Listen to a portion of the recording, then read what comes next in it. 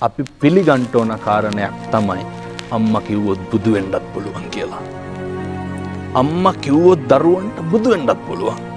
අර මතකද මාතු පෝසක ජාතක කතා වස්තුවේ නැව කැඩුනට පස්සේ අපේ බෝධිසත්වය අම්මා කරේ තියාගෙන ගව් 7ක් මහ මුහුදේ පීනගෙන එනවට. පීනගෙන ආවට පස්සේ අම්මා මොකද්ද කියන්නේ?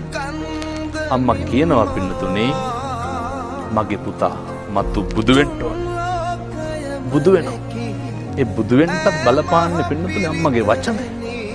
අම්මා කිව්වේ බෝධිසත්වයන්ට බුදු වෙන්න ඕන කියලා බුද්ධත්වයේ ලබා ගත්තා. අම්මා කිව්වොත් බුදු වෙන්නත් පුළුවන්.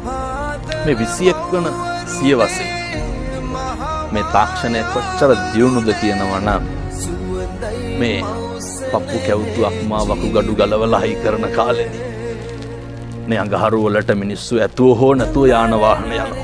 මේ තාක්ෂණ එච්චරටම දියුණුයි. මේ විශ්ව එක ජගතෙක් පහළ වුණාද පින්නතුනේ අම්මා කරන හාස්කම කරන්න.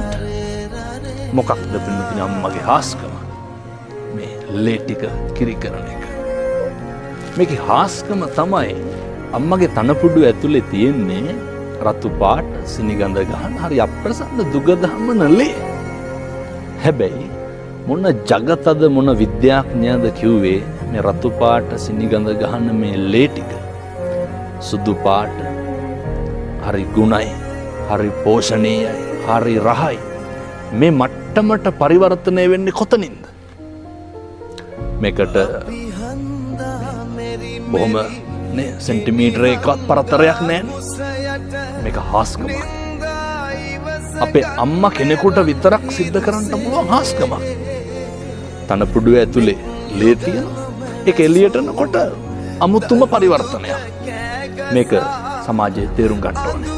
විද්‍යාගාරයක මොන සංගතක දාලවත් හදන්න බෑනේ. හදන්න බෑ. හදන්න. ඉතින් මේකට තමයි අර අම්මා බුදු වෙන්න ඕනේ කියලා කියන්නේ.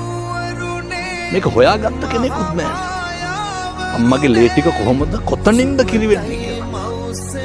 මේක අපේ අම්මලා කරන මම නැවතත් දේශනා කරන්නේ හාස්කම.